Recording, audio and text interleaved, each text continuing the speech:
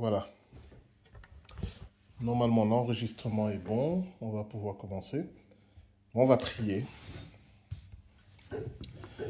Seigneur notre Dieu et notre Père, nous te remettons cette nouvelle étude biblique dans cette nouvelle année qui a commencé. Comme à chaque fois, Père, on veut être à ton écoute à travers l'étude de cet épître aux Romains. On veut que tu nous édifies. On veut que tu nous instruises, tu nous éclaires et que tu guides, Seigneur, non seulement l'enseignement que je vais donner, mais aussi nos échanges, nos discussions, nos questionnements, et que tout cela participe de ta gloire. Père, que ton nom soit glorifié dans nos vies, dans l'Église et dans le monde, au nom de Jésus-Christ. Amen. Donc voilà, pour ce soir, on va continuer donc l'Épître aux Romains. La dernière fois, on s'était arrêté à Romains chapitre 7. Et ce soir, on va continuer Romains chapitre 7. On va lire à partir du verset 14. Donc, Romains chapitre 7 à partir du verset 14. Alors, tout est bon. Donc, je lis Romains chapitre 7, verset 14. « Nous savons que la loi est spirituelle, mais moi, je suis un être faible, vendu comme esclave au péché. Je ne comprends pas ce que je fais, car je ne fais pas ce que je voudrais faire, mais je fais ce que je déteste. Si je fais précisément ce que je ne veux pas, je reconnais par là que la loi est bonne. Ce n'est donc pas moi qui agis ainsi, mais c'est le péché qui habite en moi. Car je sais que le bien n'habite pas en moi, c'est-à-dire en l'être faible que je suis. Certes, le désir de faire le bien existe en moi, mais non la capacité de l'accomplir. En effet, je ne fais pas le bien que je veux, et je fais le mal que je ne veux pas. Si je fais ce que je ne veux pas, alors ce n'est plus moi qui agis ainsi, mais le péché qui habite en moi. Je découvre donc ce principe. Moi qui veux faire le bien, je suis seulement capable de faire le mal. Au fond de moi-même, je prends plaisir à la loi de Dieu. Mais je trouve dans mon être une autre loi qui combat contre celle qu'approuve mon intelligence. Elle me rend prisonnier de la loi du péché qui est en moi. Malheureux que je suis, qui me délivrera de ce corps qui m'entraîne à la mort? Dieu soit loué par Jésus-Christ notre Seigneur. Ainsi, je suis au service de la loi de Dieu par mon intelligence, mais dans ma faiblesse humaine, je suis asservi à la loi du péché. Je vais continuer un peu avec les premiers versets de Romains chapitre 8, parce que c'est la suite logique. Maintenant donc, il n'y a plus de condamnation pour ceux qui sont unis à Jésus-Christ, car la loi de l'Esprit Saint qui donne la vie par Jésus-Christ t'a libéré de la loi du péché et de la mort. Dieu a accompli ce qui était impossible pour la loi de Moïse, parce que la faiblesse humaine la rendait impuissante. Pour enlever le péché, il l'a condamné dans la nature humaine en envoyant son propre Fils vivre dans une condition semblable à celle de l'homme pécheur. Dieu a accompli cela pour que les exigences de la loi soient réalisées en nous qui vivons non plus selon notre propre nature, mais selon l'Esprit Saint. En effet, ceux qui vivent selon leur propre nature se préoccupent de ses désirs, mais ceux qui vivent selon l'Esprit Saint se préoccupent des désirs de l'Esprit. Alors on va s'arrêter là, on va revenir donc dans Romains chapitre 7 à partir du verset 14, qui est un passage très important de l'Épître aux Romains. C'est un passage difficile à comprendre parce que l'apôtre Paul parle à la première personne. Il décrit une condition qui est une condition assez terrible. Le bien que je veux faire, je ne le fais pas, et le mal que je ne veux pas, c'est celui-là que je fais. Si bien qu'on s'est demandé, mais de quoi il parle ici? Est-ce qu'il décrit sa propre condition, à lui, l'apôtre Paul? Est-ce qu'il décrit la condition d'un être humain qui n'est pas encore sauvé? Ce qui paraîtrait un peu plus logique à première vue.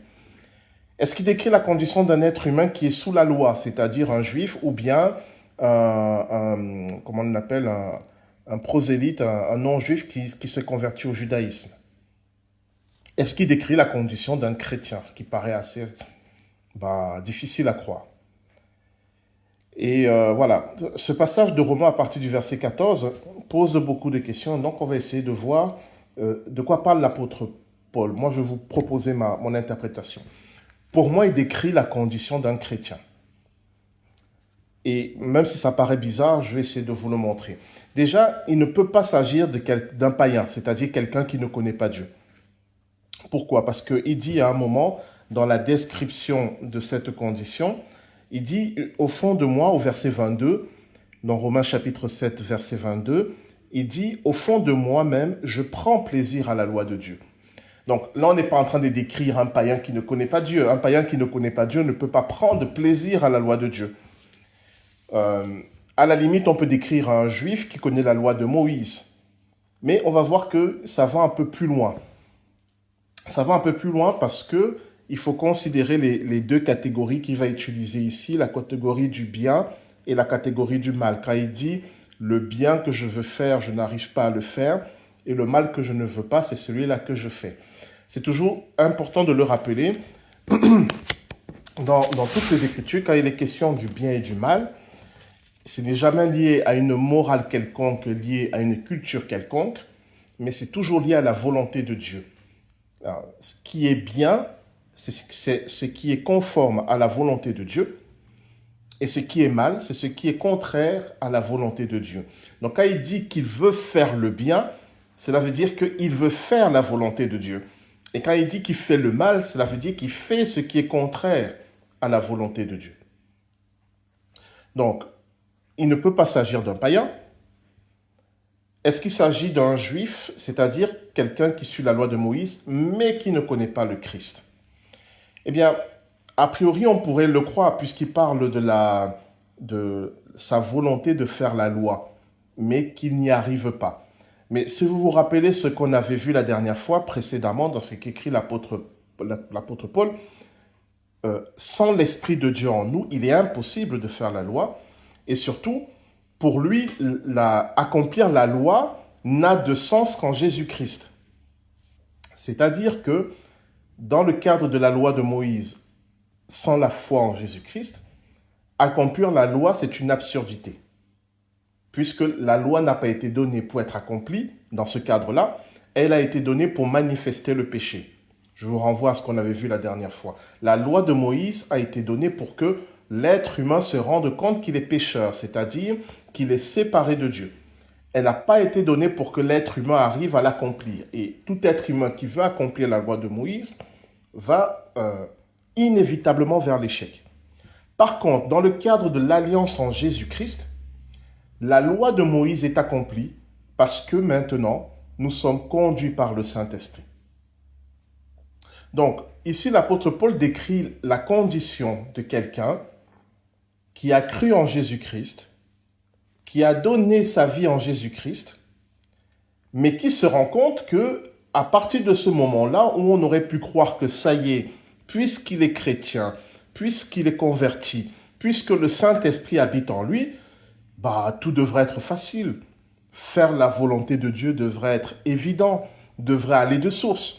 Mais ce que l'apôtre Paul décrit ici, c'est que à partir du moment où tu te convertis, à partir du moment où tu donnes ta vie en Jésus-Christ, va commencer en toi une bataille entre ta volonté de faire le bien et le péché qui agit dans ton corps.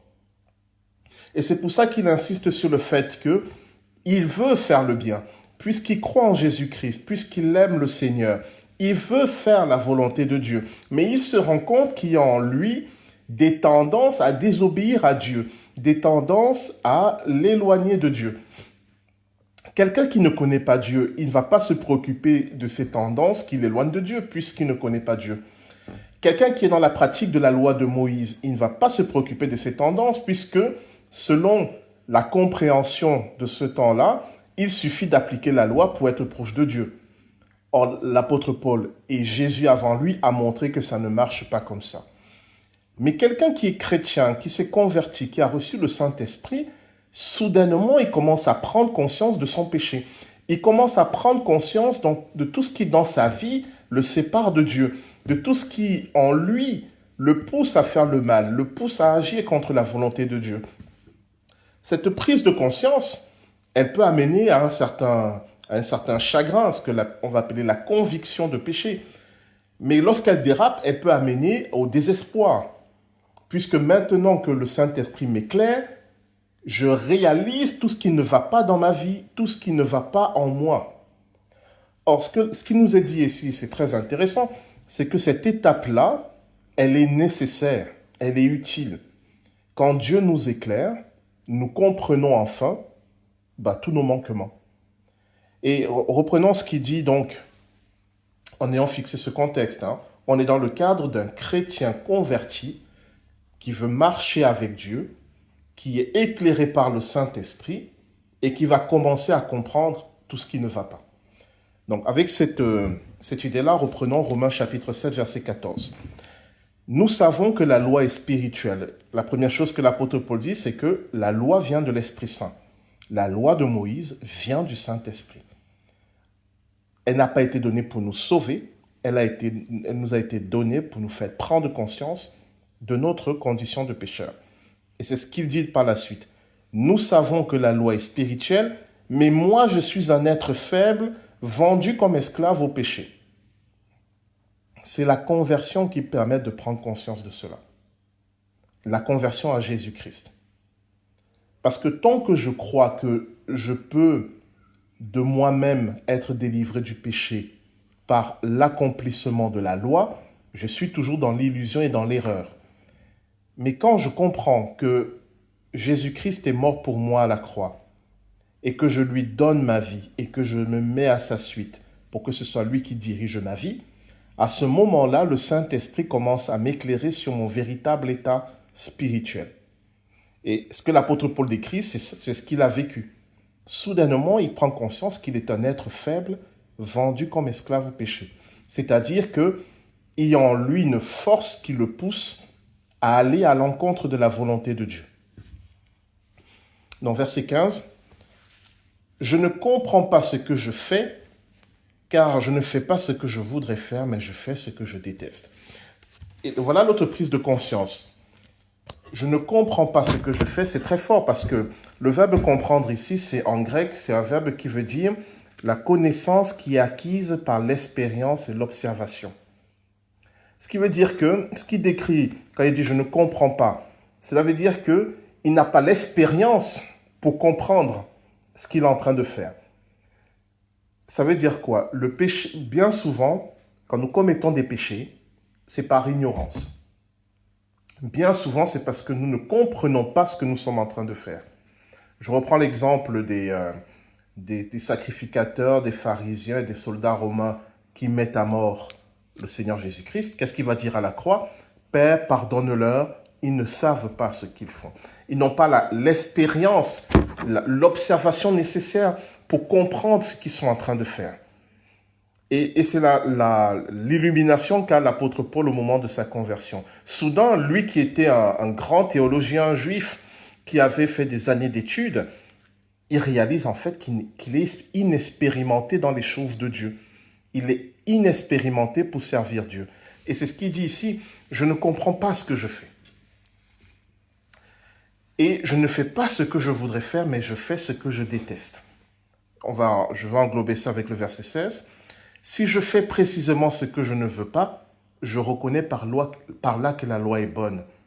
Ce qui veut dire par là, la loi me dit, tu es pécheur, tu es séparé de Dieu. Et la plupart des êtres humains nient cette réalité, ou ils essaient de la corriger par eux-mêmes. Mais quand je suis éclairé par le Saint-Esprit, je me rends compte que la loi avait raison. Je me rends compte que j'étais séparé de Dieu. Et je me rends compte qu'il y a en moi des forces qui me poussent à être séparé de Dieu. Alors quand je parle des forces, il ne parle pas des démons, il parle de la nature humaine pécheresse qu'on appelle la chair. C'est-à-dire ma nature humaine qui veut prendre la place de Dieu dans ma propre vie, dans la direction de ma vie. Cet éclairage du Saint-Esprit lui fait réaliser que la loi avait raison. Il était séparé de Dieu. En tout cas, dans la condition humaine sans Christ, on est séparé de Dieu. Verset 17. Ce n'est donc pas moi qui agis ainsi, mais c'est le péché qui habite en moi. C'est très important de comprendre qui décrit l'état d'un chrétien et non pas de quelqu'un qui ne connaît pas Dieu. Certaines personnes pensent que quand tu te convertis, tu es sauvé, c'est vrai, tu es un enfant de Dieu, c'est vrai, mais ils pensent que le péché est d'une certaine manière annulé, effacé. Ce n'est pas ce qu'enseignent les Écritures. On va le voir plus loin puisque l'apôtre Paul dit que nous sommes sauvés en espérance. C'est-à-dire que le salut est une promesse. En attendant l'accomplissement de cette promesse, nous vivons dans une réalité qui est celle du péché. Même si nous sommes sauvés, même si nous sommes enfants de Dieu, nous sommes dans la réalité du péché. Et si quelqu'un le nie, il n'a qu'à regarder sa vie autour de lui pour me dire, est-ce que c'est ça le royaume de Dieu? Alors, bien évidemment et heureusement pour nous, nous avons des sortes de parenthèses, d'ouverture que Dieu nous donne sur la réalité du royaume. Ce qui fait que la vie chrétienne n'est pas une succession de déceptions, d'angoisses. Il y a quand même de belles et de bonnes choses, bien évidemment. Mais néanmoins, la réalité qui est décrite pour le chrétien, c'est qu'il vit dans un corps de péché. C'est-à-dire, en tant qu'être humain, je suis né avec une construction, avec des habitudes qui font que mon ego, mon être profond, aura toujours envie d'avoir le dernier mot par rapport à Dieu. Et in fine de faire sa propre volonté. C'est ça que la Bible appelle la chair. La chair, c'est cette réalité où l'être humain, même l'être humain converti, chrétien, enfant de Dieu, a en lui une pulsion qui va toujours l'amener à vouloir faire sa propre volonté au lieu de faire la volonté de Dieu. Or, on aurait pensé qu'au moment de la conversion, au moment où je reconnais Jésus-Christ comme Sauveur et Seigneur, eh bien, Dieu vient dans ma tête et il crée un truc qui fait que je lui obéisse en permanence. Ça aurait été, de mon point de vue, super. Mais non, ce n'est pas ce qui se passe. Ce qui se passe, c'est que Dieu me fait une promesse. Je suis avec toi. Il m'envoie une aide, le Saint-Esprit, et il m'aide à gérer ce corps de péché. C'est-à-dire mon humanité qui aura tendance à vouloir s'éloigner de lui. Donc, revenons à Romains chapitre 7, verset 16. Si je fais précisément ce que je ne veux pas, je reconnais par là que la loi est bonne. Ce n'est donc pas moi qui agis ainsi, mais c'est le péché qui habite en moi. Donc, dans ma réalité de chrétien, il y a une force en moi qui aura tendance à me pousser à désobéir à Dieu. Et c'est très important de prendre conscience de cela. Parce qu'un chrétien qui n'a pas conscience de cela, il va baisser sa garde et petit à petit, il va dériver, il va dévier, jusqu'un jour, il va se réveiller très éloigné de Dieu. Mais un chrétien qui a conscience de cela, il sait que même s'il est sauvé, même s'il est enfant de Dieu, même si le royaume de Dieu lui est promis, en attendant, il vit dans un corps qui aura tendance à vouloir faire sa propre volonté plutôt que la volonté de Dieu. Et donc, il faut qu'il soit vigilant et qu'il soit persévérant pour obéir à Dieu. Croire que marcher avec le Seigneur et le servir va se faire tout seul et tranquillement de notre part, c'est une illusion. Au début, ça peut paraître tranquille, mais très vite, notre chair va revenir à ses pulsions, ses envies, même d'avant la conversion, pour revendiquer la place de Dieu. Et c'est cette situation que l'apôtre Paul décrit ici. Verset 18, qu'est-ce qu'il dit? « Car je sais que le bien n'habite pas en moi, c'est-à-dire en l'être faible que je suis. Certes, le désir de faire le bien existe en moi, mais non la capacité de l'accomplir. » C'est très important. L'être chrétien, dans son corps humain, a bien évidemment, puisqu'il est chrétien, puisqu'il est enfant de Dieu, il a envie de faire la volonté de Dieu. Il a envie de servir le Seigneur, mais il n'en a pas la capacité. On s'entend bien, hein, je le redis. Ici, quand l'apôtre Paul dit faire le bien, cela veut dire faire la volonté de Dieu. Et faire le mal, c'est faire ce qui est contraire à la volonté de Dieu. C'est ça la définition du bien et du mal dans la Bible. En moi, j'ai envie de faire la volonté de Dieu. Si je suis chrétien, pourquoi je n'aurais pas envie de faire la volonté de Dieu? Je me lève le matin, j'ai envie de faire sa volonté, j'ai envie de le servir, j'ai envie de l'honorer. Mais l'apôtre Paul dit, il y a en moi une force qui va me tirer dans le sens inverse. Et quand bien même cette force n'existerait pas, je n'ai pas les capacités de faire la volonté de Dieu en tant qu'être humain. On l'entend. En tant qu'être humain. Et c'est très important parce que dans Romains chapitre 8, lorsqu'il va parler du ministère du Saint-Esprit, il va nous montrer que c'est le Saint-Esprit qui me donne les capacités de faire le bien, c'est-à-dire de faire la volonté de Dieu. Donc, je vais répéter ici, c'est fondamental. La description du chrétien converti que l'on trouve ici dans Romains chapitre 7, partie du verset 14, c'est un être qui a donné sa vie à Jésus-Christ. Et comme il a donné sa vie à Jésus-Christ, Dieu l'éclaire sur son propre état. Et donc, il se rend compte qu'il est pécheur, qu'il est séparé de Dieu en tant qu'être humain. Il se rend compte qu'il y a en lui des pulsions, des forces qui l'amènent à désobéir à Dieu. Il se rend compte que même lorsqu'il veut faire ce que Dieu attend de lui, parfois, il ne trouve pas les capacités de l'accomplir.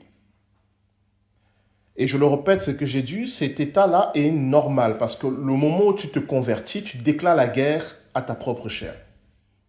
Le moment où tu dis Jésus-Christ est le Seigneur de ma vie, alors tu dis ce n'est plus mon ego, ce n'est plus ma chair qui est le Seigneur de ma vie. Or, la chair ne va pas laisser la place sans combattre. Ce combat-là, c'est un combat qui est sain, qui est juste, qui est normal. C'est le bon combat de la foi. Il faut accepter de le mener. Il ne faut pas faire la paix avec sa chair. Il ne faut pas capituler par avance en disant je n'y arriverai pas. Certes, l'apôtre Paul dit que humainement on n'a pas la force, mais il va nous dire que par l'œuvre du Saint-Esprit en nous, bien sûr qu'on a la force, et non seulement on a la force, mais on a aussi la victoire. On a la victoire à condition de mener ce combat contre la chair. Je ne sais pas s'il y a des questions, des remarques, avant que j'aille plus loin. Eh bien, je dois dire que pour moi, c'est tout à fait intéressant parce que longtemps, je ne comprenais pas. Je croyais que c'était justement le passage de la conversion, de l'état de péché à la conversion. Et ça ne me paraissait pas clair. Mais là, ça m'ouvre vraiment l'esprit. Et puis, je voudrais ajouter que justement, si on était parfait après à la conversion, ce serait comme un coup de baguette magique et ça ne dépendrait même pas de nous. Donc, enfin, j'aime vraiment l'explication que tu donnes de voilà, on a la lumière et après c'est un combat qui commence en fait jusqu'à toute la vie, quoi, jusqu'à ressembler au Christ. Voilà, tout à fait. Et cette interprétation, pour moi, elle est juste parce qu'elle décrit l'expérience chrétienne. Parce qu'il y a beaucoup de chrétiens qui ne comprennent pas pourquoi ils aiment le Seigneur, ils sont convertis, ils veulent faire la volonté de Dieu, mais je ne parle même pas des oppositions extérieures qui peuvent toujours exister, mais même en eux, il y a de l'opposition. Et souvent, ils disent, alors je ne suis pas bien converti, le Saint-Esprit n'est pas là, ou Dieu m'a oublié, ou Dieu m'a délaissé. Ils ne comprennent pas que c'est justement parce qu'ils se sont convertis que cette opposition en eux est mise en évidence.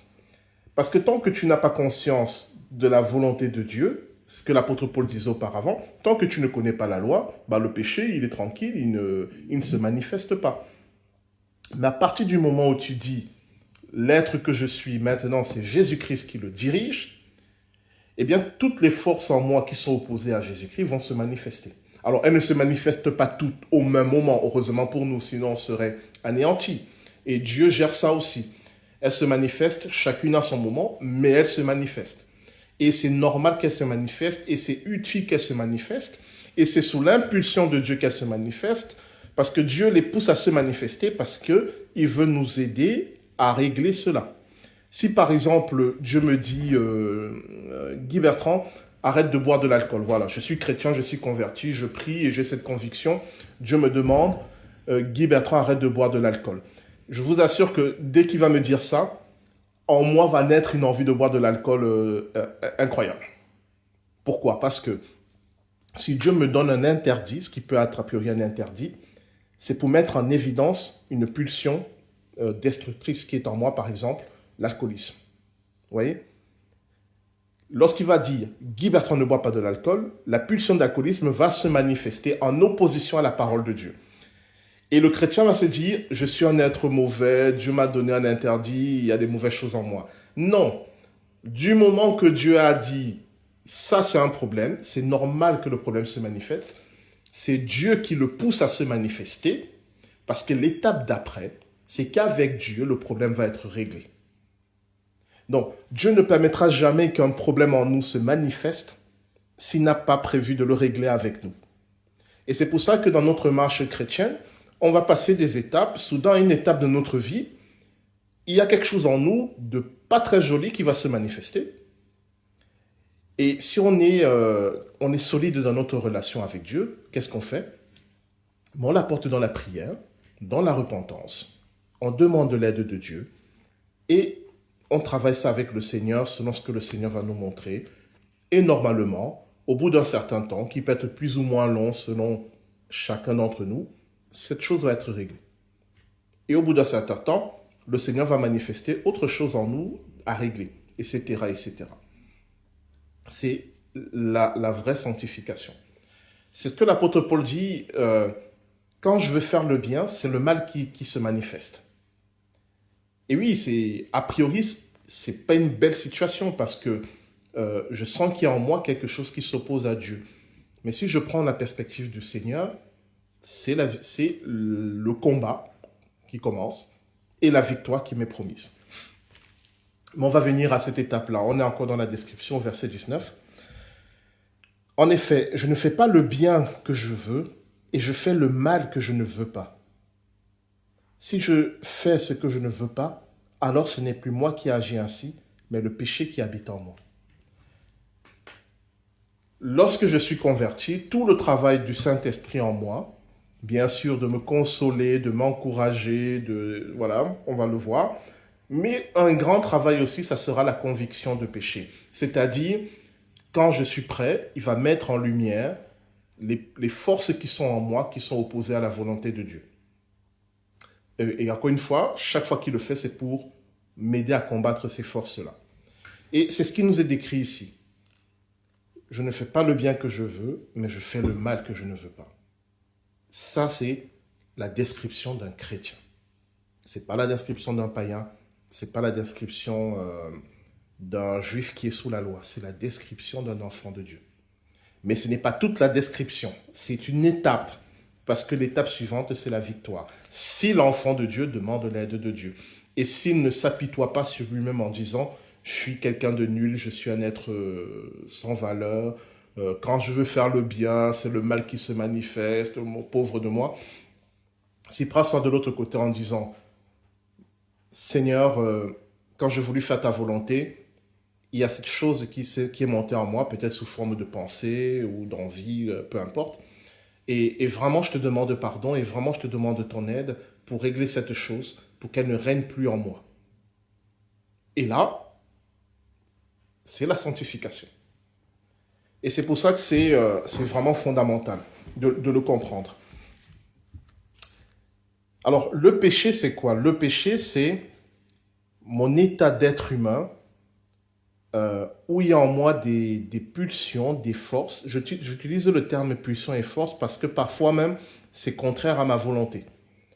C'est l'état de pulsion et de force qui m'amène à faire ce qui est contraire à la volonté de Dieu, quand bien même je voudrais faire la volonté de Dieu. Et c'est très important de comprendre qu'il s'agit d'un chrétien parce que s'il s'agit d'un enfant de Dieu, cela veut dire que du point de vue de Dieu, la relation n'est pas une relation de jugement et de condamnation, mais une relation d'aide, de soutien pour lutter contre le péché. Verset 21. Je découvre donc ce principe, moi qui veux faire le bien, je suis seulement capable de faire le mal. Je m'arrête là un instant parce que beaucoup de chrétiens s'arrêtent à ce stade de constat. Je constate que je suis chrétien, mais dans certains domaines de ma vie, je n'arrive pas à faire la volonté de Dieu. Ce constat, il est juste, il est bon, il est nécessaire, mais il n'est qu'une étape. L'étape suivante, c'est la repentance et l'accueil du pardon de Dieu, bien sûr, et surtout l'aide de Dieu et la volonté de changer. Verset 22. Au fond de moi-même, je prends plaisir à la loi de Dieu. Mais je trouve dans mon être une autre loi qui combat contre celle qu'approuve mon intelligence. Elle me rend prisonnier de la loi du péché qui est en moi. Malheureux que je suis, qui me délivrera de ce corps qui m'entraîne à la mort? Alors bien sûr, on a la solution au verset 25. Dieu soit loué par Jésus-Christ notre Seigneur. Donc, qui me délivrera de ce corps qui m'entraîne à la mort? Bien sûr, c'est le Seigneur Jésus-Christ.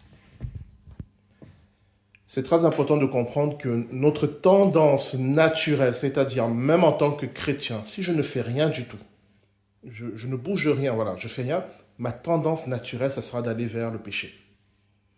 Et c'est un peu pessimiste, mais c'est la réalité, une réalité qui a été confirmée par l'histoire et l'expérience. Notre tendance humaine naturelle, même quand on est converti, c'est d'aller vers le péché. D'où le fait que le Seigneur Jésus-Christ nous dit dans les évangiles, veillez et priez. Veillez et priez, cela veut dire, ne vous endormez pas en disant, ça y est, je suis chrétien, je suis sauvé, je suis enfant de Dieu, il ne peut plus rien m'arriver. Non. Ta tendance naturelle t'amène vers le péché. Donc, si tu n'es pas veilleur, petit à petit, tu vas dériver.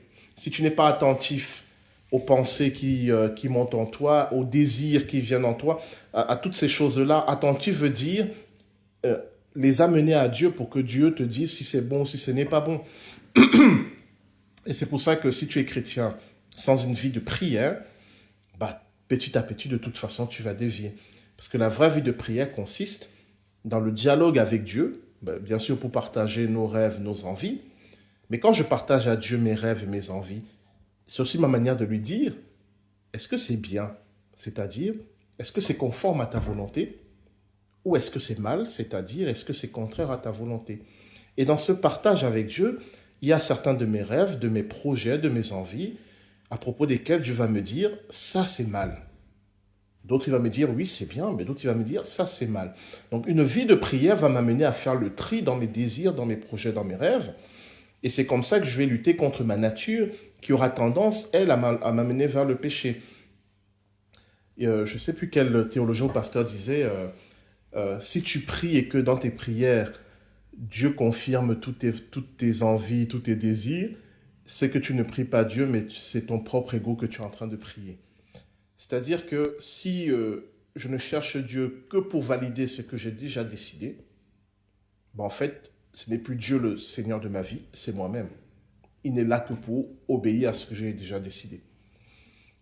Mais si Jésus est vraiment le Seigneur de ma vie, alors ma vie de prière va m'amener à mettre en lumière le péché qui est en moi, c'est-à-dire toutes ces choses, mes envies, mes désirs, mes projets, mes rêves, mes habitudes, etc., qui sont contraires à la volonté de Dieu. Et encore une fois, c'est normal, c'est sain et c'est bon. Il n'y a pas de problème en soi en cela. Ça ne peut devenir un problème que si j'attribue à Dieu des pensées injustes. Par exemple, Dieu ne m'aime plus, Dieu m'a abandonné, Dieu ne se soucie pas de moi. Là, oui, ça devient un problème. Mais si au contraire, lorsque le mal est manifesté en moi, j'ai confiance en Dieu pour lui apporter ce mal et pour lui demander son aide pour régler ce mal, alors c'est ça que la Bible appelle la sanctification.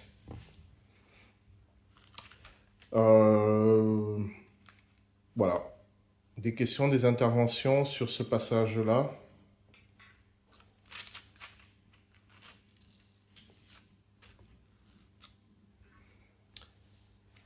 Et c'est pour cela que la suite logique, que dit l'apôtre Paul. Donc, on passe au chapitre 8. Chapitre 8, verset 1. Maintenant donc, il n'y a plus de condamnation pour ceux qui sont unis à Jésus-Christ. Dans la situation que je viens de vous décrire, il n'y a plus de condamnation.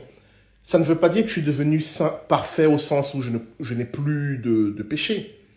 Mais pourquoi je ne suis plus condamnable? Parce que mes péchés, je les apporte déjà à Dieu pour qu'il m'aide à les régler. Et comme la volonté de Dieu, ce n'est pas de me condamner, mais de m'aider à régler mes péchés, en fait, je suis dans un cercle vertueux de relation avec Dieu et de sanctification. Dans ce contexte-là, qui peut me condamner? L'accusateur, Satan, ne peut pas me condamner parce que puisque son rôle, c'est de dénoncer à Dieu mes péchés, même s'il vient dénoncer à Dieu mes péchés, puisque de moi-même, je les ai déjà apportés à Dieu, j'ai annulé son action. Si c'est d'autres êtres humains qui me condamnent, ça peut arriver malheureusement, mais au final, même si c'est triste, je m'en fiche, puisque le juge suprême, lui, il est en train de m'aider. Et c'est pour ça qu'il n'y a pas de condamnation pour celui qui est en Jésus-Christ, même si sa vie n'est pas parfaite, même s'il n'est pas la personne la plus... qui a tout réglé. Mais puisqu'il est entré dans la dynamique de sanctification, il n'y a rien de condamnable en lui. Donc, il n'y a plus de condamnation pour ceux qui sont unis à Jésus-Christ, car la loi de l'Esprit Saint, qui donne la vie par Jésus-Christ, t'a libéré de la loi du péché et de la mort. Bon, je ne reviens pas là-dessus. Verset 3, Dieu a accompli ce qui était impossible pour la loi de Moïse, parce que la faiblesse humaine la rendait impuissante. Pour enlever le péché, il l'a condamné dans la nature humaine, en envoyant son propre Fils vivre dans une condition semblable à celle de l'homme pécheur. En quoi l'incarnation condamne le péché? N'oubliez pas que le principe de l'incarnation, c'est Dieu qui devient un être humain. Il devient vraiment un être humain. C'est-à-dire, il est soumis aux mêmes conditions que nous. Sauf que, tout en étant soumis aux mêmes conditions que nous, le Seigneur Jésus-Christ va vivre sans commettre de péché. C'est-à-dire, à aucun moment, il ne va désobéir à la volonté de Dieu pour lui. Ça ne veut pas dire qu'il n'a pas été tenté de désobéir. On voit dans les évangiles qu'il a été tenté, à plusieurs reprises, de désobéir à Dieu. Mais toujours, il s'est tourné vers Dieu pour lui demander son aide, et toujours, il s'est soumis à la volonté de Dieu. Donc, par sa vie, le Seigneur Jésus-Christ a démontré qu'il était possible pour un être humain de vivre sans commettre de péché. Mais à quelles conditions? Première condition, être rempli du Saint-Esprit. Deuxième condition, bon, je dis première, ça ne veut pas dire que c'est la plus importante. Il n'y a pas de hiérarchie dans ces conditions. Être rempli du Saint-Esprit, aimer Dieu et aimer son prochain. Voilà les conditions. Si tu es rempli du Saint-Esprit, si tu aimes Dieu et si tu aimes ton prochain, tu peux vivre sans commettre de péché. Alors, ça paraît simple, mais c'est extrêmement compliqué. Mais le Seigneur Jésus-Christ y est arrivé. Donc, en quoi il condamne le péché? Donc, si lui, il y arrive, il démontre que si les autres humains n'y arrivent pas, cela veut dire qu'il y a un problème dans l'humanité. Je reprends. Dans son incarnation, Jésus-Christ est un être humain qui arrive à vivre sans commettre de péché. Donc la question se pose, pourquoi les autres êtres humains n'y arrivent pas? Est-ce pas manque de volonté? Pour certains, oui. Mais pour d'autres, non. D'autres veulent, mais ils n'y arrivent pas. Donc cela veut dire qu'il y a dans l'être humain quelque chose qui fait que même quand il veut faire la volonté de Dieu, il n'y arrive pas. Il y a dans l'être humain un dysfonctionnement. C'est un peu comme si j'ai une voiture. Ma voiture, imaginez, je suis le seul dans le monde à avoir une voiture. Et ma voiture roule à 20 km/h. Comme je suis le seul dans le monde à avoir cette voiture qui roule à 20 km/h, elle est normale pour moi. C'est normal, une voiture roule à 20 km/h, il n'y a pas de problème. Mais un jour, quelqu'un a une voiture qui roule jusqu'à 180, 240 km/h. Soudainement, je me rends compte que ma voiture, elle a un problème. Parce que j'ai eu l'exemple d'un bon fonctionnement d'une voiture. Ce qui me renvoie à ma voiture pour dire, ma voiture a un problème. L'exemple n'est pas parfait, mais je crois que vous voyez ce que je veux dire. Tant que l'incarnation n'avait pas eu lieu, l'être humain pouvait toujours dire à Dieu, ouais, ton histoire de péché, bon, tu exagères, l'être humain et l'être humain, on fait de notre mieux, on ne peut pas faire plus. Et voilà que Jésus-Christ arrive et il fait plus. Donc, là, l'être humain est obligé de se poser une question et de se dire, il y a quelque chose qui ne va pas. Comment ça se fait que lui, il y est arrivé et que nous n'y sommes pas arrivés? Donc, c'est pour ça que l'incarnation manifeste le péché et condamne le péché en tant qu'élément qui empêche l'être humain de faire la volonté de Dieu et d'être uni à Dieu. On continue. Sauf si vous avez des questions, n'hésitez pas, hein, parce que c'est des choses un peu complexes. Donc si vous avez des questions, n'hésitez pas. Sinon, je continue. Au verset 4. Dieu a accompli cela pour que les exigences de la loi soient réalisées en nous qui vivons non plus selon notre propre nature, mais selon l'Esprit Saint. Quand Jésus-Christ arrive à vivre une vie humaine sans commettre de péché, en étant parfaitement aligné avec la volonté de Dieu, il me donne un modèle à suivre. Or, ce modèle-là, on l'a vu, l'être humain de lui-même ne peut pas le suivre, parce que s'il le pouvait, il n'aurait pas eu besoin que Jésus-Christ vienne, il l'aurait fait avant. Donc, moi qui regarde Jésus-Christ, je dis à Jésus-Christ, je veux être comme toi. Je veux moi aussi vivre une vie humaine en étant parfaitement aligné avec la volonté de Dieu. C'est cette identification à Jésus-Christ qui fait de moi, qui amène ce qu'on appelle la nouvelle naissance. Puisque quand je demande ça à Jésus-Christ, puisque c'est la volonté de Dieu pour moi, il accomplit, il exauce ma prière. Et donc, s'opère en moi une transformation qu'on appelle la nouvelle naissance. Cette nouvelle naissance est due à la venue du Saint-Esprit en moi. Et le Saint-Esprit en moi va commencer à travailler en moi pour que je devienne de plus en plus semblable à Jésus-Christ. Et donc, le Saint-Esprit, en venant travailler en moi pour que je devienne semblable à Jésus-Christ, il va combattre en moi ce qui m'empêchait auparavant de faire la volonté de Dieu, c'est-à-dire le péché, c'est-à-dire ma nature humaine qui veut tout diriger, qui ne veut faire que selon sa volonté. Et là, on revient à l'état que décrivait l'apôtre Paul au chapitre 7.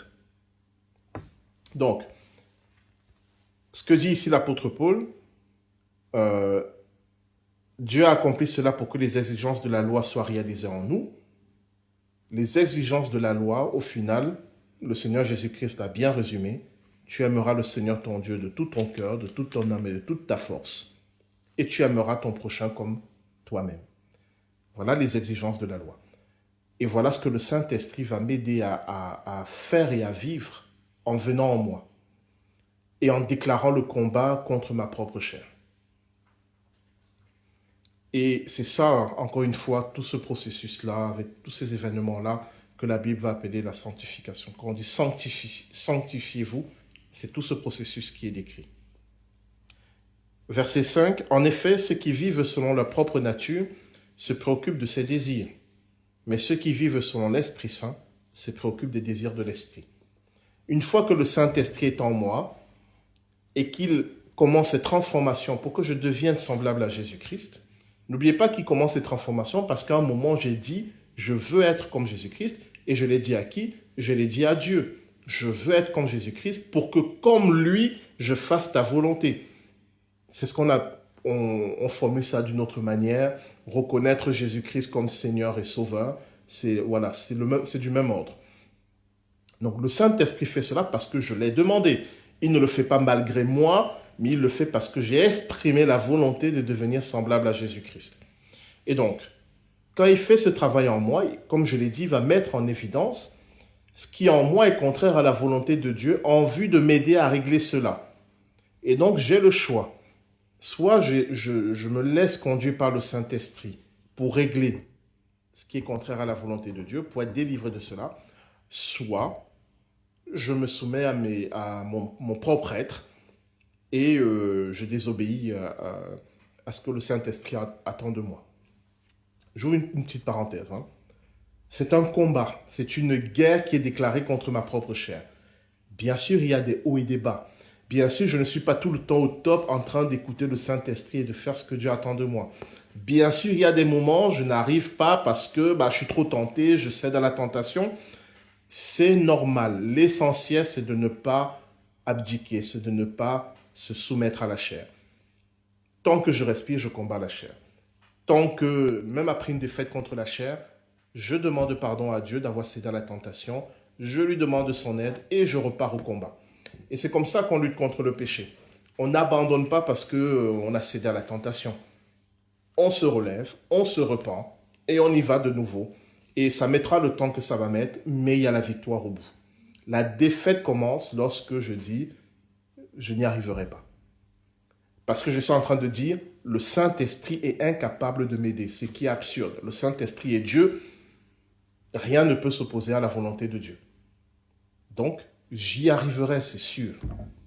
Il y a des moments difficiles, il y a des moments où je cède, il y a des moments où je résiste, mais j'y arriverai.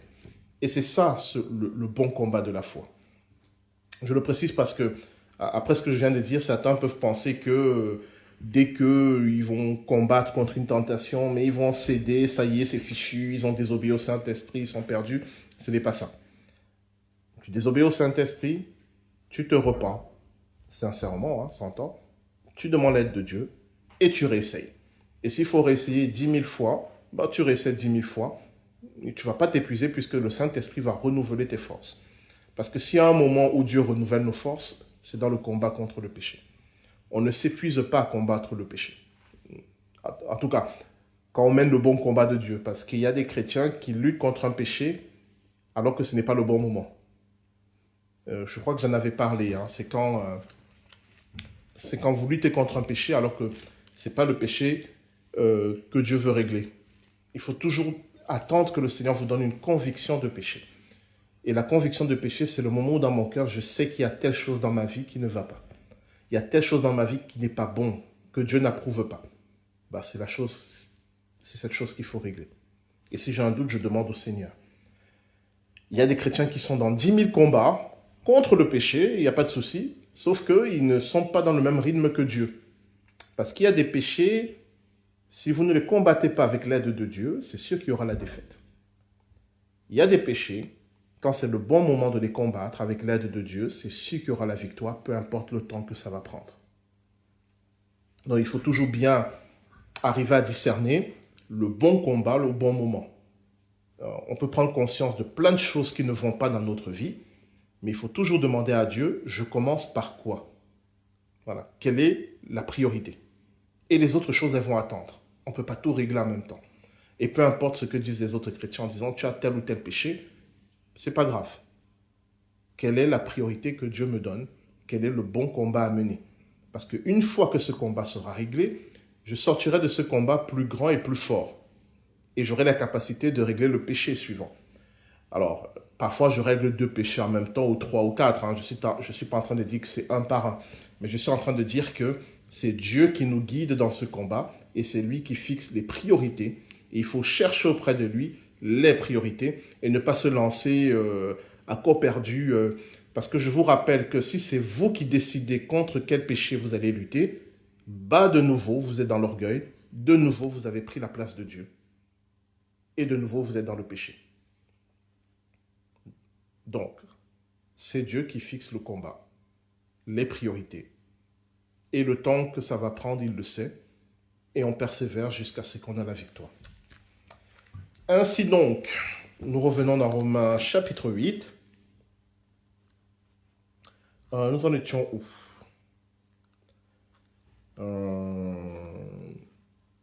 Verset 7. Ceux qui sont dominés par les préoccupations de leur propre nature sont ennemis de Dieu. Ils ne se soumettent pas à la loi de Dieu. Ils ne le peuvent même pas. Ceux qui dépendent de leur propre nature ne peuvent pas plaire à Dieu. Mais vous ne vivez pas selon votre propre nature. Vous vivez selon l'Esprit Saint, puisque l'Esprit de Dieu habite en vous. Celui qui n'a pas l'Esprit du Christ ne lui appartient pas. Bon, ça c'est un peu une évidence. Si le Christ est en vous, votre corps reste tout de même destiné à la mort à cause du péché. C'est ce que je vous disais au début de l'étude. Nous habitons dans un corps qui est marqué par le péché. Donc, ce corps-là, bien sûr, il faut en prendre soin, c'est le temple du Saint-Esprit. Voilà, il faut l'honorer, etc., etc. Mais il ne faut pas avoir d'illusion sur qui il est. Ne pas avoir d'illusion ne veut pas dire le détester. De la même manière que Dieu n'a pas d'illusion sur nous. Il nous connaît parfaitement. Il connaît nos forces et nos faiblesses. De la même manière, nous devons connaître les forces et les faiblesses de notre corps. Si j'ai été longtemps soumis à la drogue, et après, voilà, je me suis désintoxiqué de la drogue, voilà, mais mon corps, il est marqué par mon habitude à la drogue. Connaissant mon corps, je vais éviter de le soumettre de nouveau à ce genre de produit. Parce que si quelqu'un d'autre qui n'a pas eu le même parcours que moi peut mieux résister, mon corps, lui, il aura beaucoup plus de mal. Donc, ne pas avoir d'illusion sur soi-même ne veut pas dire se détester, se haïr. Cela veut dire être lucide. Être lucide sur nos forces et nos faiblesses. Nos corps ont des forces et des faiblesses qui viennent de 10 000 choses, de nos habitudes, nos cultures, même parfois de la génétique. Si je descends d'une famille d'alcooliques, mon corps va être beaucoup plus sensible à l'alcool que quelqu'un qui n'a pas cet héritage. Et je suis chrétien, je suis converti et le Seigneur m'a délivré de l'héritage d'alcoolisme, il n'y a pas de souci. Mais mon corps, il est dans une réalité où si je commence à boire énormément, eh bien, ce corps risque de retomber ou de tomber dans une addiction. Pourquoi? Parce qu'il est marqué par sa propre histoire. Voilà. Je sais que c'est très subtil parce que on est toujours dans ce paradoxe où le corps est à la fois le temple du Saint-Esprit, le corps est racheté par le Christ, le corps est promis à être transformé pour entrer dans le royaume. Donc nos corps ont de la valeur aux yeux de Dieu, pas de souci, mais nos corps sont marqués par leur propre histoire. Et la conversion n'efface pas cette histoire. Elle nous aide à gérer cette histoire, mais elle ne l'efface pas. En tout cas, ça peut arriver comme un miracle, hein, mais même dans les cas des miracles, j'ai déjà vu des chrétiens que Dieu a délivrés de l'alcoolisme, et ils ne boivent plus d'alcool, merci Seigneur, mais le Seigneur la met en garde, ne va pas fréquenter les bars. Ce chrétien peut se dire, mais le Seigneur m'a délivré de l'alcoolisme, il n'y a plus de soucis, je peux aller où je veux. C'est vrai, mais ton corps, il est marqué quand même par quelque chose qui fait que c'est un terrain difficile pour lui. Et donc, être lucide sur soi-même, c'est savoir ce genre de choses. Je prends des exemples extrêmes pour illustrer mon propos, mais c'est valable à plusieurs niveaux. Et c'est pour ça qu'il dit que nous habitons... Alors, qu'est-ce qu'il dit? Au verset 10, si le Christ est en vous, votre corps reste tout de même destiné à la mort à cause du péché. Quand il parle de la mort, il ne parle pas simplement de la mort biologique quand tous les organes arrêtent de fonctionner. Il parle de toutes les pulsions de mort, toutes les tendances de mon corps à aller vers la mort, c'est-à-dire à aller vers ce qui est contraire à la volonté de Dieu. Même si je suis en Christ, mon corps, il aura toujours ces tendances. Alors elles vont parfois être endormies, elles vont être sous contrôle parce que j'ai une relation avec Dieu, j'ai une vie de prière, je me sanctifie. Oui, mais elles sont toujours là. Et elles seront toujours là jusqu'au retour du Seigneur. Ce qui veut dire que si je me laisse aller, au bout d'un certain temps, elles vont se réveiller et ça va revenir en force. Et c'est pour ça que vous voyez des chrétiens, ils ont une vie tranquille, normale, et puis à un moment, c'est comme s'ils ont pété un plomb et ils repartent dans des choses complètement extravagantes. Mais parce qu'il faut être vigilant sur soi-même et ne pas croire que le fait d'être chrétien nous garantit de tout. Ce n'est pas vrai. Donc, verset 10, si le Christ est en vous, votre corps reste tout de même destiné à la mort à cause du péché, mais l'esprit est vie en vous parce que vous avez été rendus justes devant Dieu. Si l'esprit de celui qui a ramené Jésus d'entre les morts habite en vous, celui qui a ramené Jésus d'entre les morts, alors, oui, si l'esprit de celui qui a ramené Jésus d'entre les morts habite en vous, alors Dieu qui a ramené le Christ d'entre les morts donnera aussi la vie à vos corps mortels par son esprit qui habite en vous. Ce qui veut dire que malgré tout ce que j'ai dit sur le corps, la promesse de Dieu, c'est quand même que ce corps, avec toutes ses faiblesses, il est appelé aussi au salut. Il est appelé aussi à recevoir la vie. Mais ce n'est pas pour tout de suite. C'est au moment de la résurrection que ce corps va entrer véritablement dans la vie. En attendant, nous sommes un peu dans une situation qui est assez terrible. C'est que, je parle en tant que chrétien, Nous sommes nés de nouveau, c'est-à-dire nous sommes des êtres spirituels, des enfants de Dieu, mais nous habitons dans des corps charnels. Pour vous illustrer ça, c'est comme un... Qu'est-ce que je peux donner comme exemple? C'est comme un roi puissant qui est habillé comme un mendiant. C'est-à-dire que si on regarde son apparence extérieure, ça ne dit rien de sa qualité, de son autorité et de sa puissance. En tant que chrétien, en tant qu'enfant de Dieu, qui vivons dans ces corps sont un peu comme, pardon, hein, le terme n'est pas beau, mais des vêtements de mendiants par rapport à qui nous sommes. Vous voyez ce que je veux dire? Et quel exemple je peux donner pour illustrer cela? C'est un peu comme si nous sommes c'est quoi un bel animal? Nous sommes des cygnes bloqués dans des corps de moustiques. Voilà, une autre image. Un cygne majestueux, un aigle royal qui est bloqué dans le corps d'un moustique. Et donc, il sent en lui qu'il est un aigle royal, mais dès qu'il veut déployer ses ailes, c'est pas top. C'est vraiment pas top. Mais il sait au fond de lui qu'il est un aigle royal. Il sait qu'il a une capacité, il a quelque chose, il peut se lever très haut dans le ciel, mais quand il essaie de déployer son corps pour s'élever très haut dans le ciel, ça marche pas. Alors, de la même manière, en tant qu'enfants de Dieu, nous habitons dans des corps qui nous limitent, qui nous réduisent et qui en fait nous cachent ce que nous sommes vraiment. Mais il ne faut pas détester ces corps, il ne faut pas vouloir...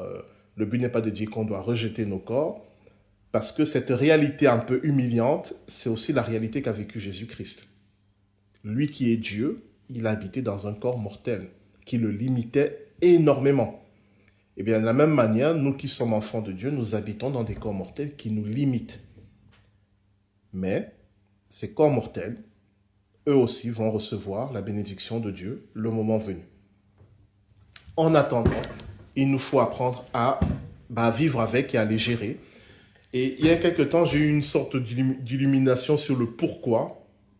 Parce que Dieu ne fait rien au hasard, il n'est pas cruel, il ne fait pas ça pour nous faire souffrir. Si, en tant qu'enfant de Dieu, j'apprends à vivre dans ce corps, j'apprends à vivre avec mes limites, parfois mes faiblesses, parfois mes pulsions de mort et de destruction, mais en gardant confiance en Dieu, en gardant une vraie relation avec Dieu, si j'arrive à faire ça, alors j'ai réussi le plus difficile. Pourquoi? Parce que certains anges ont été déchus, notamment un, parce qu'il a été séduit par sa propre beauté. Il s'est regardé, il s'est trouvé tellement magnifique, extraordinaire, qu'il a fini par penser qu'il était en capacité de défier Dieu lui-même. C'est pour vous dire à quel point Dieu l'a créé extraordinairement beau et puissant. C'est-à-dire Dieu a créé un être qui était tellement extraordinaire que cet être a fini par dire « mais en fait, je suis plus que Dieu ». Ce qui veut dire que sa perception de Dieu, quand il regardait Dieu et qu'il se regardait, il se disait « mais je le bats en fait. Je suis plus beau, je suis plus glorieux, je suis plus extraordinaire. » Pourquoi? Parce que Dieu étant Dieu, Dieu n'a pas besoin d'en mettre plein la vue. Parce qu'il sait qui il est. C'est pour ça que Dieu peut s'incarner, il peut devenir un être humain, il peut accepter la faiblesse, parce que pour lui, il n'a pas de souci, même avec l'humiliation, parce que ça ne change rien à qui il est. Et en fait, Dieu est le seul être qui est tellement à l'aise avec qui il est, qu'il peut paraître moins que ce qu'il est. Pour lui, ce n'est pas un souci qu'on le perçoive moins que ce qu'il est. Parce que lui, à la limite, il s'en fiche, il sait qui il est. Et c'est ça qu'il veut nous apprendre. Quand on est enfant de Dieu, dans ce corps qui nous limite, nous apprenons à ne plus nous regarder, et à ne plus donner notre valeur dans ce que nous voyons et percevons, mais à donner de la valeur à la relation avec Dieu. Et ça, c'est quelque chose que certains anges n'ont pas compris. Parce que le jour où Dieu va vous révéler qui vous êtes vraiment, c'est-à-dire quand vous allez être tel que vous êtes vraiment, et c'est plutôt extraordinaire, vous n'allez pas être ébloui par votre propre éclat. Pourquoi? Parce que durant tout ce temps où vous avez été dans ce corps, qu'est-ce que vous avez travaillé? C'est votre relation avec Dieu.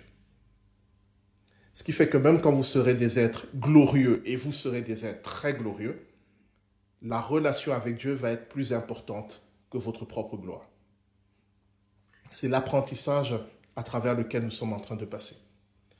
Parce que si au moment de votre conversion, Dieu vous montre qui vous êtes, sans qu'il y ait eu ce travail de relation avec lui, le risque, c'est que vous subissez la même tentation qu'ont subi certains anges, c'est que vous vous regardez et vous dites « Waouh, je suis trop beau, je suis trop glorieux, je suis parfait ».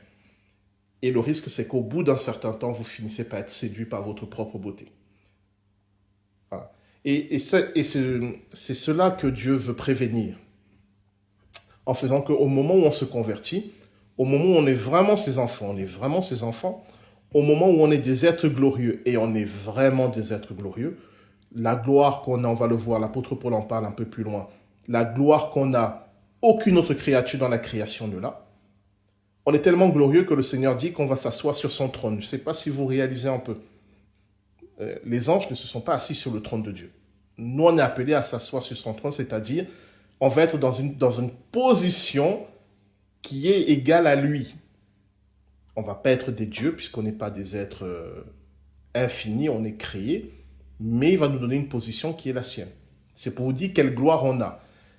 Et donc, pour éviter que nous tombions dans l'orgueil de nous glorifier nous-mêmes et d'être nous-mêmes séduits par notre propre éclat, il nous fait passer par ce temps d'apprentissage où nous apprenons à être limités, à être d'une certaine manière rabaissés, mais en sachant qu'on peut compter sur lui. Et si vous regardez, c'est exactement ce que le Seigneur Jésus-Christ a vécu lors de son incarnation. Lui qui est Dieu, il a été limité, rabaissé, il n'a compté que sur le Père. Eh bien, nous, on doit apprendre la même chose, ce qui fait que le moment où nous serons révélés en tant qu'enfants de Dieu, eh bien, quelle que soit la gloire que nous aurons, notre relation avec Dieu sera plus importante que notre propre gloire. Normalement. Mais le Seigneur promet que ses enfants ne succomberont pas à la même tentation que les anges déchus. Ça, c'est quand même une promesse. Cela veut dire que le Seigneur est en train de travailler pour que le moment venu, on soit libéré de la tentation de l'orgueil. Alors, pourquoi je dis tout ça? N'hésitez pas si vous avez des questions. Oui, on est au verset 11. Si l'esprit de celui qui a ramené Jésus d'entre les morts habite en vous, alors Dieu qui a ramené le Christ d'entre les morts donnera aussi la vie à vos corps mortels par son esprit qui habite en vous. Ainsi donc, frères, nous avons des obligations, mais non envers notre propre nature, pour vivre selon ses désirs. Car si vous vivez selon votre propre nature, vous allez mourir. Mais si par l'Esprit Saint, vous faites mourir le comportement de votre être égoïste, vous vivrez. Donc voilà, c'est tout ce que j'ai expliqué là. Tous ceux qui sont conduits par l'Esprit de Dieu sont enfants de Dieu. Okay? Car l'Esprit que vous avez reçu n'est pas un esprit qui vous rende esclave et vous remplisse encore de peur. Mais c'est l'Esprit Saint qui fait de vous des enfants de Dieu et qui vous permet de crier à Dieu « Abba », c'est-à-dire « Père ». C'est tout ce que je vous ai dit là. C'est, je ne vais pas me répéter, voilà. C'est tout ce que j'ai dit. S'il y a des questions, n'hésitez pas, mais j'avance.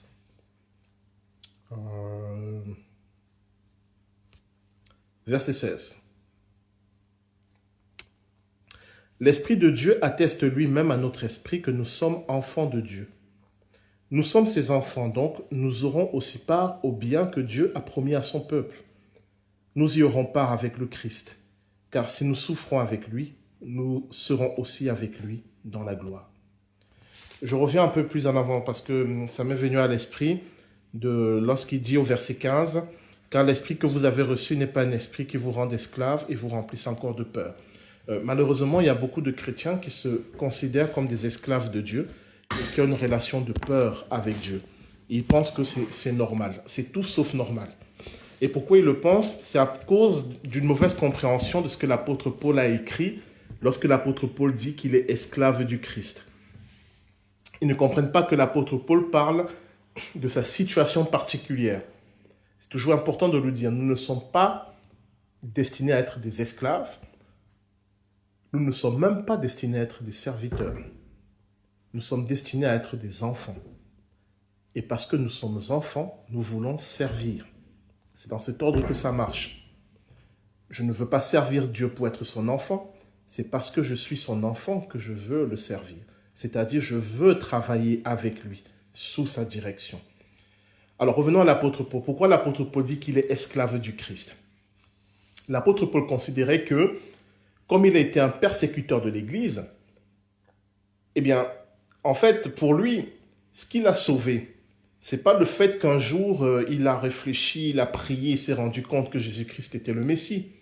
Ce qui l'a sauvé, c'est qu'un jour, Jésus est apparu et lui a dit, « Maintenant, tu arrêtes et tu me sers, sinon il va t'arriver des tuiles. » Du point de vue de l'apôtre Paul, il ne s'est pas converti par conviction parce qu'il a compris qui était Dieu.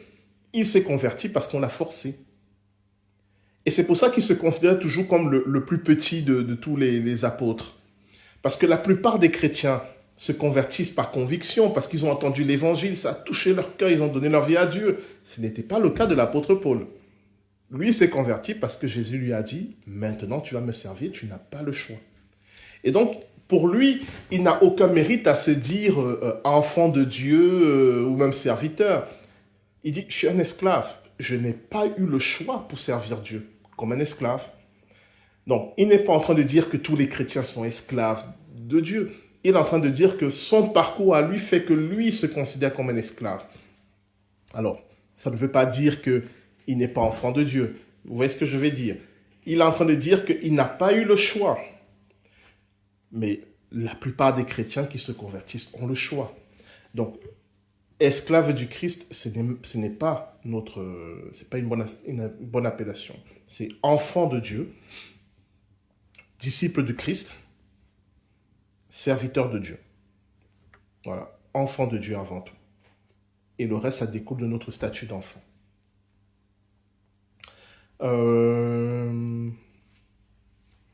Oui, donc la notion de peur. Si je sers Dieu par la peur, c'est que je n'ai pas encore compris qui il est et je n'ai pas encore compris ce qu'il a fait pour moi. Alors, bien sûr, humainement, il peut arriver qu'on ait peur de Dieu. On ait peur de sa réaction parce qu'on a fait quelque chose qui est mal. On a peur. Ça, c'est des réactions humaines.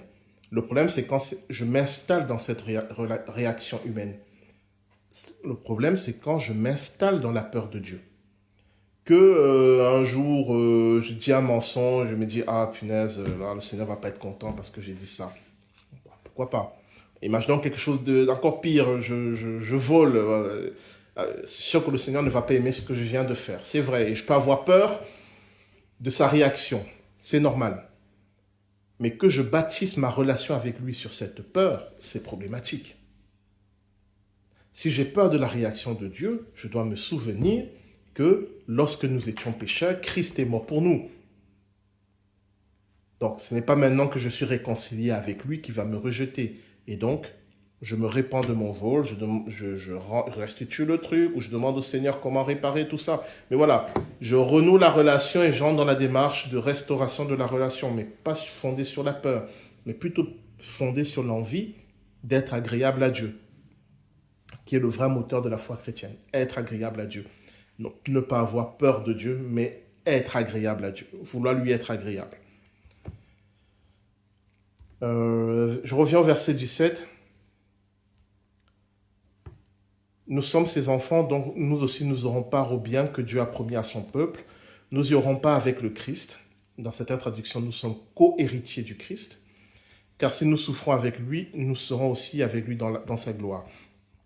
Alors pourquoi il parle de la souffrance? Oui, je finis, je te donne la parole, Françoise. Pourquoi il parle de la souffrance? Quand il parle de la souffrance avec Christ, on pense immédiatement aux persécutions des chrétiens, ce qui n'est pas faux. Mais la vraie souffrance du chrétien, ce n'est pas d'abord les persécutions. La vraie souffrance du chrétien, celle qu'il doit accepter, c'est le combat contre la chair. C'est quand j'ai envie de faire quelque chose et je me rends compte que ce n'est pas ce que Dieu attend de moi et je dois lutter pour faire la volonté de Dieu et ne pas faire ce que je veux. C'est cet état-là qui m'amène la souffrance. Et c'est ça la souffrance du chrétien. Alors bien sûr, il peut y avoir les persécutions aussi. Mais je dirais que les persécutions, c'est l'exception. La règle, c'est ce combat intérieur du chrétien qui renonce à soi-même pour faire la volonté de Dieu. Or, renoncer à soi-même, c'est une souffrance. Renoncer à son envie, à son désir, parce que son désir n'est pas conforme à la volonté de Dieu, c'est une souffrance. Si nous acceptons cette souffrance-là, souffrance que le Christ a acceptée, parce que sa vie aussi, il a renoncé à lui-même pour faire la volonté de Dieu. Si nous acceptons ça, alors nous sommes enfants de Dieu, alors nous hériterons avec le Christ. Oui, Françoise.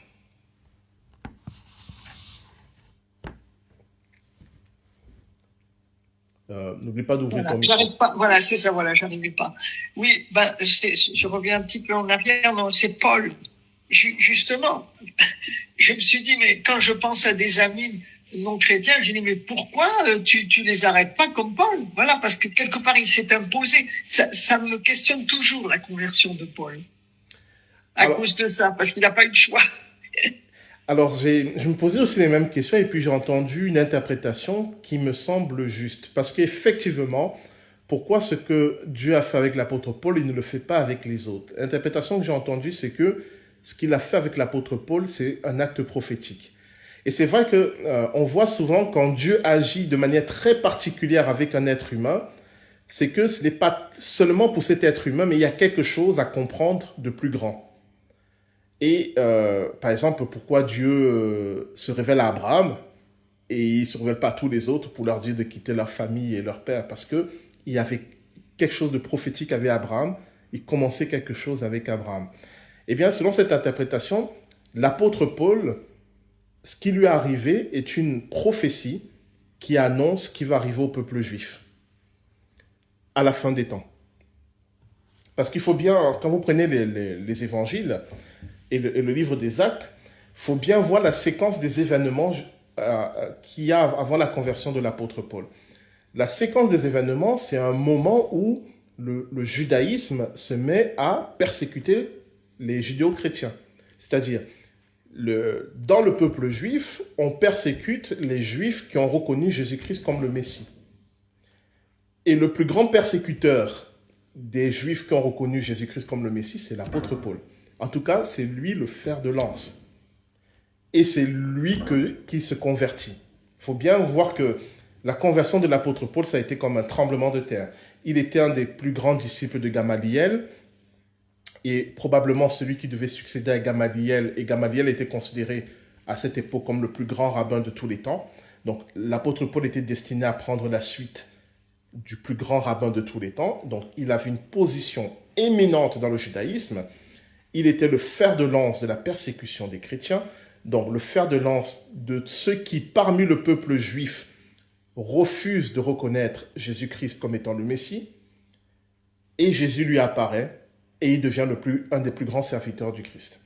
Et donc selon cette interprétation, et je pense qu'elle est juste, mais je ne vais pas développer ici, ça annonce ce qui va arriver au peuple juif à la fin des temps. Puisqu'on sait qu'il y aura une conversion du peuple juif, mais d'une certaine manière comme une conversion forcée. Puisque aujourd'hui il y a des juifs qui se convertissent, qui reconnaissent Jésus-Christ comme étant le Messie, il y en a beaucoup. Mais ils sont encore minoritaires dans le peuple juif. Or, ce qui est annoncé, c'est une conversion du peuple juif. Et une conversion qui va être provoquée par Dieu, mais à la fin des temps. Et donc, selon cette interprétation, ce qui arrive à l'apôtre Paul, c'est ce qui va arriver au peuple juif à la fin des temps. Et c'est le peuple juif à la fin des temps, comme l'apôtre Paul, qui va porter l'évangile pendant le règne de l'Antichrist. Mais ce n'est pas notre sujet, mais Pourquoi je pense que cette interprétation est juste? Parce que quand on la met en lien avec d'autres prophéties bibliques, elle est assez cohérente. Parce qu'on sait que, enfin on sait, selon une interprétation du livre de l'Apocalypse, c'est le peuple juif qui va porter la résistance à l'Antichrist au nom de Jésus-Christ. Il va être vraiment le fer de lance de la résistance à l'Antichrist, et c'est le peuple juif qui va protéger l'Évangile à la fin des temps. Alors que pour le moment, il rejette Jésus-Christ comme le Messie. Donc voilà, c'est une interprétation, pour moi, elle me semble plutôt juste, et elle explique pourquoi il y a ce mouvement particulier de Dieu envers l'apôtre Paul. Peut-être Dieu l'a renouvelé envers d'autres personnes dont on n'a pas le récit, hein, c'est possible. Mais c'est vrai que, voilà, on peut se poser la question, pourquoi il l'a fait avec lui et pourquoi il n'a pas fait avec d'autres. Je pense que c'était assez particulier, mais que c'était l'exception qui confirme la règle. La règle, c'est que Dieu ne nous force pas à nous convertir. Mais l'exception, c'est que certaines personnes, il ne leur donne pas le choix. Après l'apôtre Paul, il aurait pu dire non, hein. Une fois qu'il a vu Jésus-Christ sur le chemin de Damas, il aurait pu continuer à être un persécuteur des chrétiens. Mais comme c'était quelqu'un qui était d'une honnêteté intellectuelle, il ne pouvait plus faire comme si ça n'avait pas eu lieu. On a encore 10 minutes.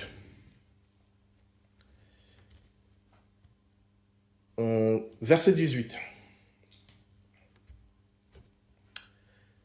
J'estime que nos souffrances du temps présent ne sont pas comparables à la gloire que Dieu nous révélera.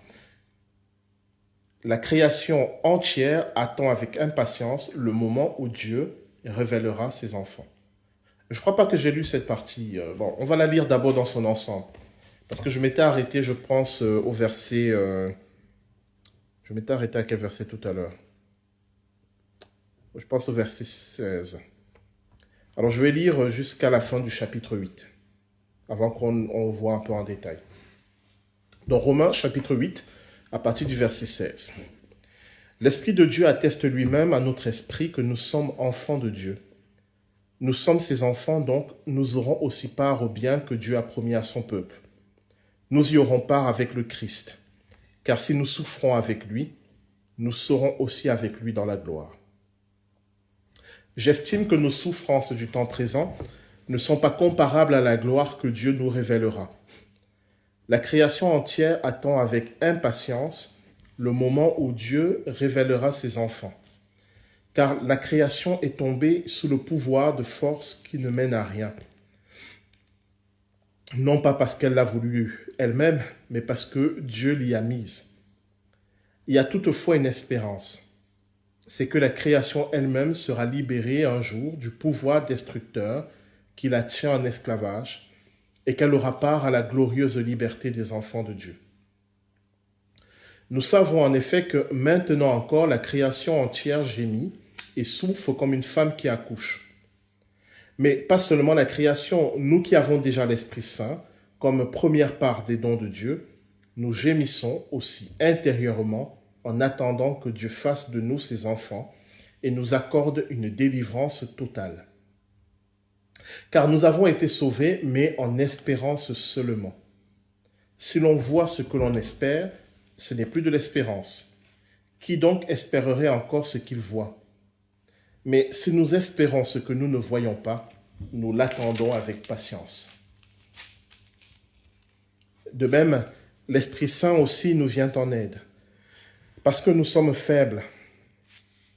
En effet, nous ne savons pas prier comme il faut, mais l'Esprit lui-même prie Dieu en notre faveur avec des supplications qu'aucune parole ne peut exprimer.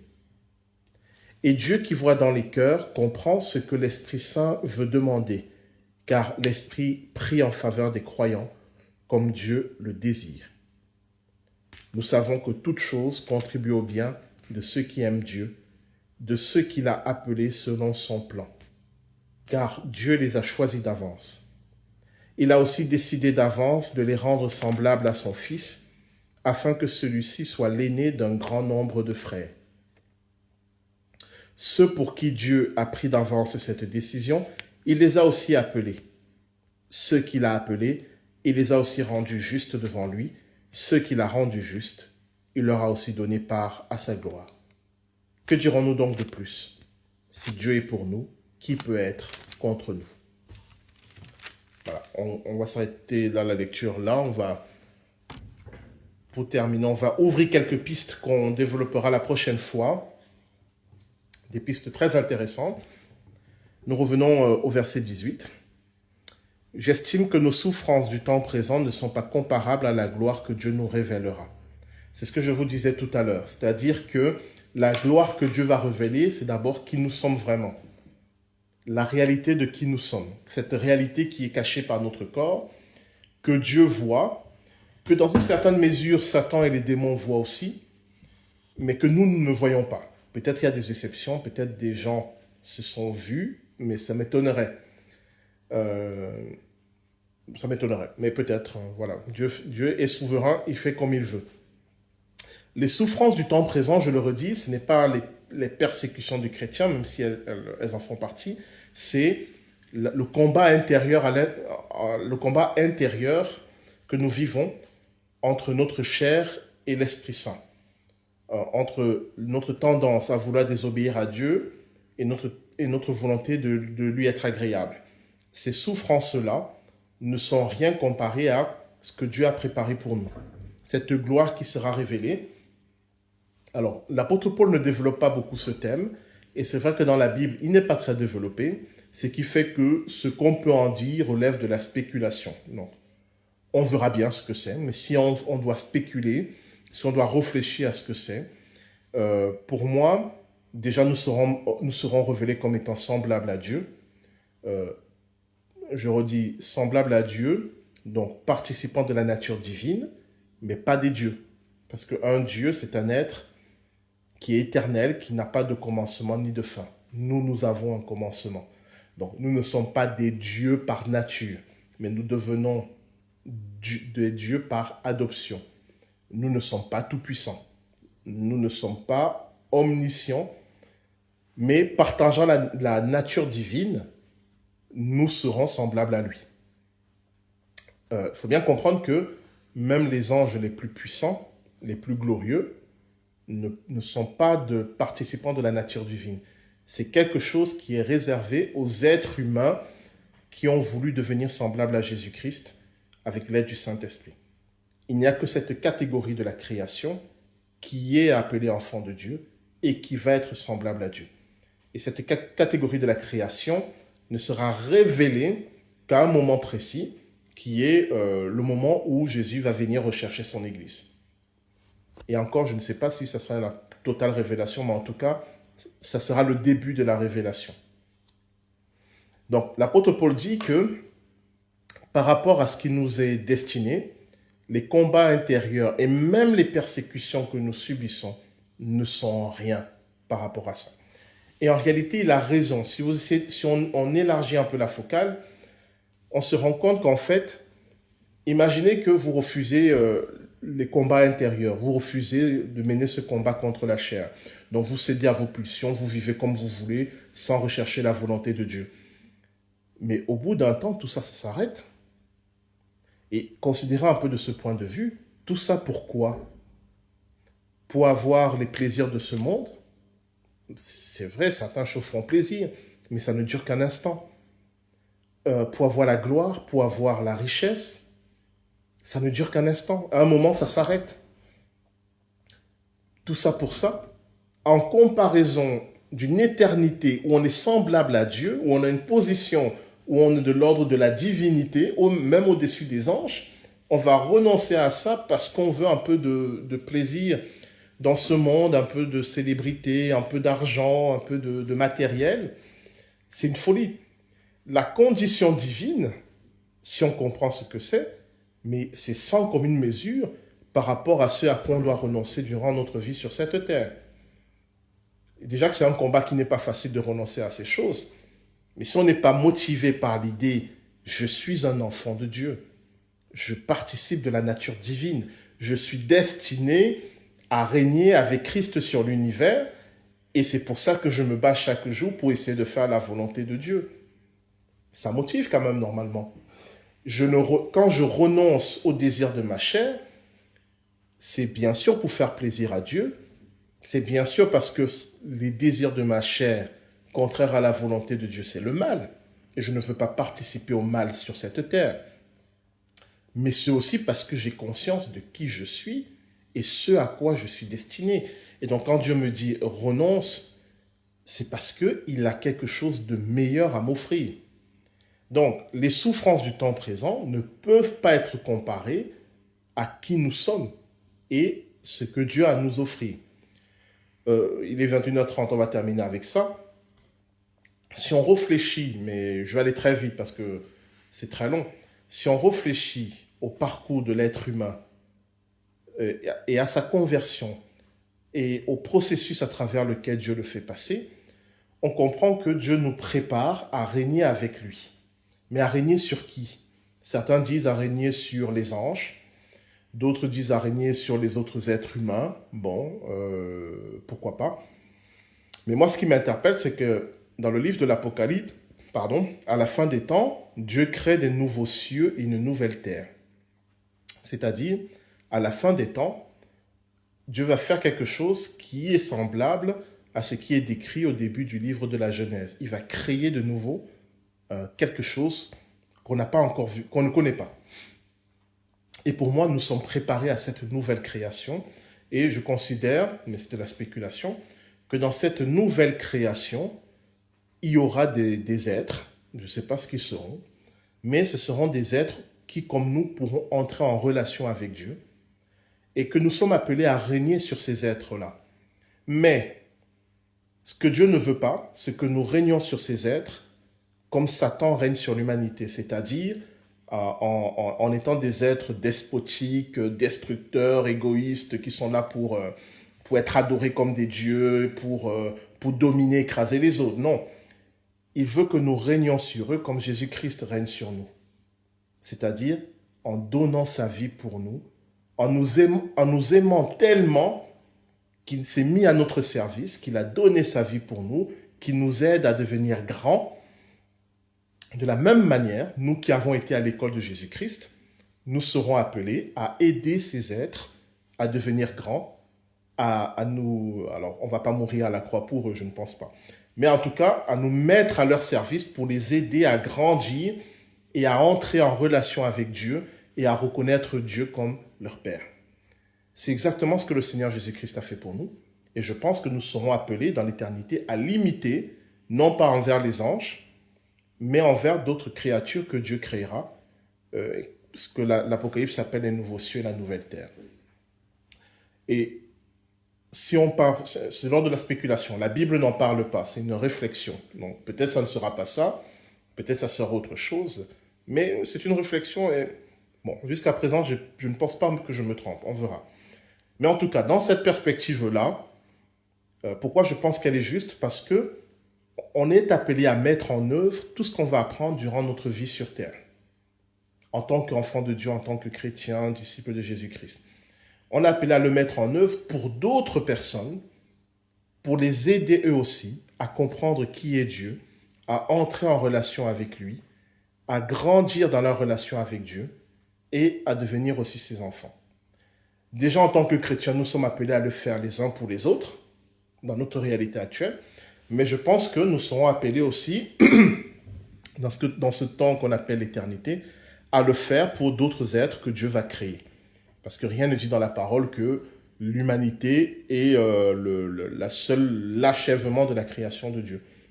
Au contraire, même, la parole nous suggère que Dieu est capable de faire des choses nouvelles et que, de mon point de vue, dans l'histoire de la création, l'humanité est un point central, hein, bien sûr, mais je pense que ce n'est que le début et qu'il y a d'autres choses à venir.